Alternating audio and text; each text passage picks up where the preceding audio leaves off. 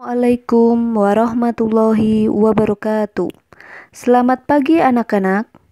Siapkah kalian untuk belajar? Sebelumnya, siapkan alat tulis kalian. Hari ini kita akan belajar tema 1, indahnya kebersamaan, subtema 1, keragaman budaya bangsaku, pembelajaran 1.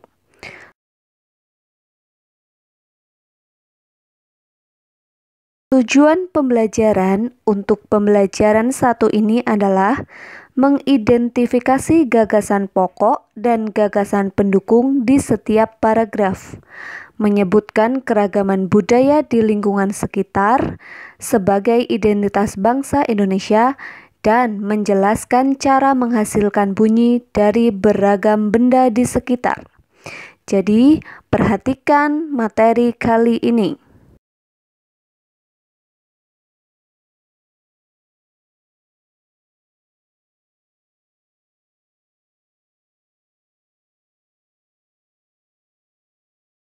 Anak-anak, ayo kita membaca teks di bawah ini. Pawai budaya sangat menarik bagi warga Kampung Babakan. Pawai ini selalu menampilkan keragaman budaya Indonesia.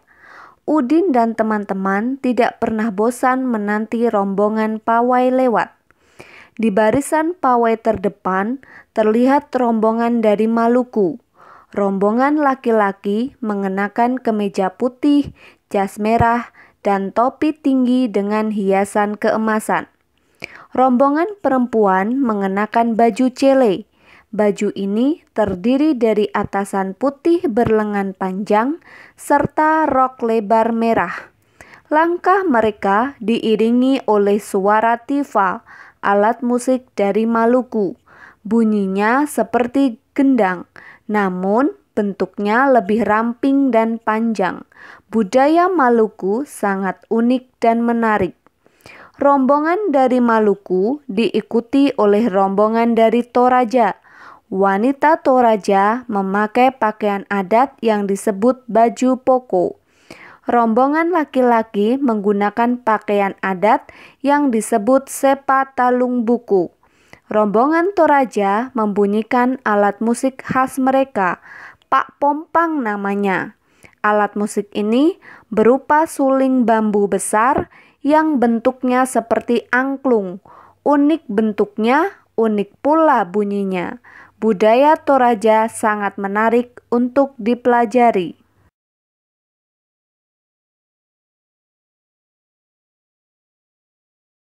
Anak-anak, coba kalian sebutkan ada berapa paragraf bacaan tersebut. Ya, ada 3 paragraf. Satu paragraf biasanya ditandai dengan kalimat menjorok ke kanan. Setiap bacaan biasanya terdiri atas beberapa paragraf. Paragraf terdiri dari gagasan pokok dan gagasan pendukung.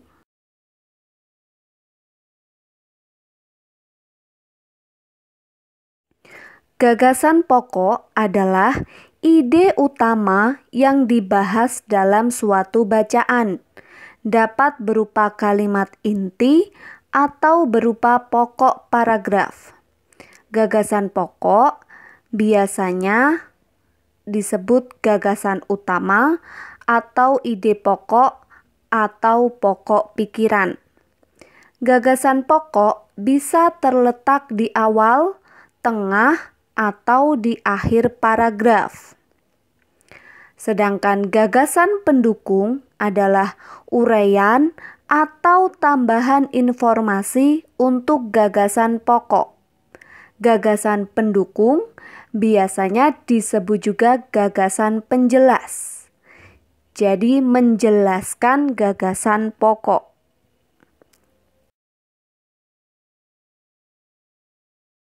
Nah, anak-anak, coba sekarang kalian temukan gagasan pokok dan gagasan pendukung dari teks bacaan pawai budaya. Teks tadi berbunyi, Pawai budaya sangat menarik bagi warga Kampung Babakan.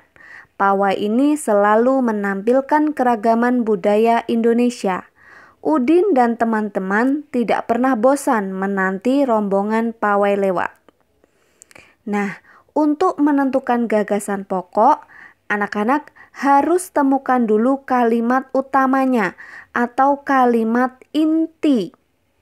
Paragraf itu menceritakan tentang apa? Dari bacaan tersebut, kalimat utamanya adalah pawai budaya sangat menarik bagi warga Kampung Babakan. Setelah menemukan kalimat utamanya, anak-anak bisa menentukan gagasan pokoknya, yaitu pawai budaya di Kampung Babakan.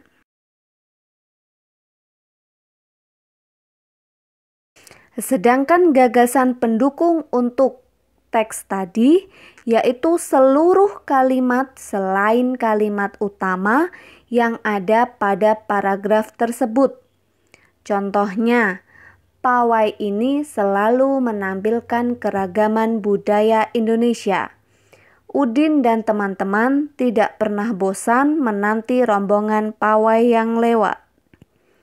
Bagaimana anak-anak? Apakah kalian sudah memahami gagasan pokok dan gagasan pendukung?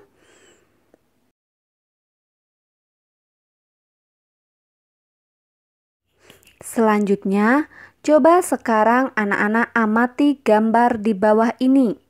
Perbedaan apa yang bisa kalian temukan dalam gambar? Pak Semi berasal dari Maluku, Pak Encep berasal dari Sunda, Pak Made berasal dari Bali, Pak Udin berasal dari Betawi, dan Pak Nur berasal dari Jawa.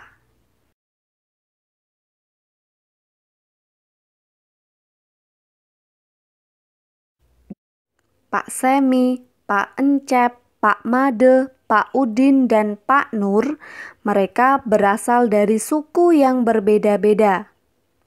Mereka juga mempunyai kesukaan makanan yang berbeda-beda. Mereka juga sangat ahli dalam memainkan alat musik dari daerah masing-masing. Mereka menggunakan bahasa Indonesia sebagai bahasa sehari-hari meskipun masih sangat terpengaruh dengan logat bahasa daerah mereka. Setelah kita amati, walaupun kita hidup dalam perbedaan, kita bisa hidup berdampingan dengan baik tanpa mempermasalahkan perbedaan. Kita bisa hidup saling tolong-menolong guna menjaga kerukunan dan persatuan. Indonesia adalah negara yang kaya dan beragam, mulai dari suku, bahasa, rumah adat, alat musik, dan masih banyak lagi.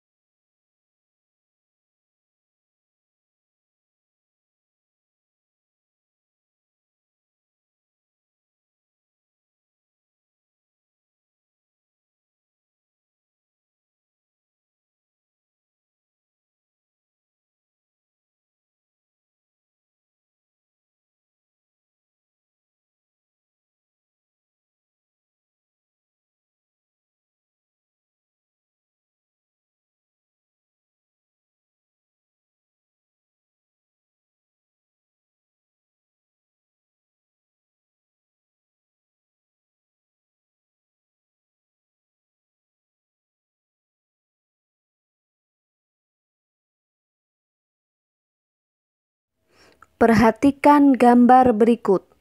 Pernahkah anak-anak melihat alat musik di bawah ini?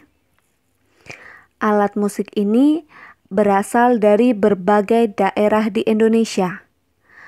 Yang pertama, angklung. Kemudian ada saluang. Yang ketiga ada kecapi. Yang keempat kendang. Dan yang kelima ada tifa.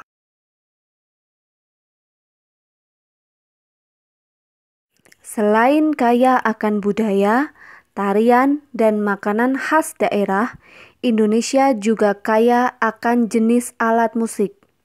Berikut adalah contoh alat musik yang dimiliki oleh berbagai suku di Indonesia dengan cara memainkannya yang berbeda-beda. 1. Kecapi yang berasal dari Jawa Barat dimainkan dengan cara dipetik. Kemudian angklung berasal dari Jawa Barat dimainkan dengan cara digoyangkan. Selanjutnya saluang berasal dari Sumatera Barat dimainkan dengan cara ditiup. Kemudian kendang yang berasal dari Jawa Barat dimainkan dengan cara dipukul. Kemudian ada tifa dari Papua dan Maluku yang dimainkan dengan cara dipukul. Tahukah anak-anak alat musik daerah kalian?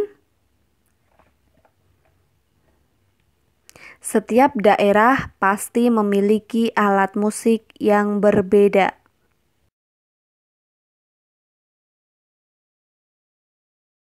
Selain alat musik, tahukah anak-anak benda-benda di sekitar kita yang juga dapat menghasilkan bunyi? Menurut anak-anak, bagaimanakah bunyi dapat dihasilkan? Bunyi berasal dari benda yang bergetar. Jadi, semua benda yang bergetar akan menghasilkan bunyi. Getaran dari suatu benda akan mengakibatkan udara di sekitarnya bergetar. Getaran tersebut menimbulkan gelombang bunyi di udara. Benda-benda yang bergetar dan menghasilkan bunyi disebut sumber bunyi. Nah, anak-anak, itulah pembelajaran untuk hari ini. Kalau ada yang anak-anak belum pahami, bisa ditanyakan ke guru atau mencari informasi dari sumber lain. Untuk mengetahui pemahaman anak-anak, kerjakan tugas yang ada ya. Tetap semangat dan selalu jaga kesehatan. Wassalamualaikum warahmatullahi wabarakatuh.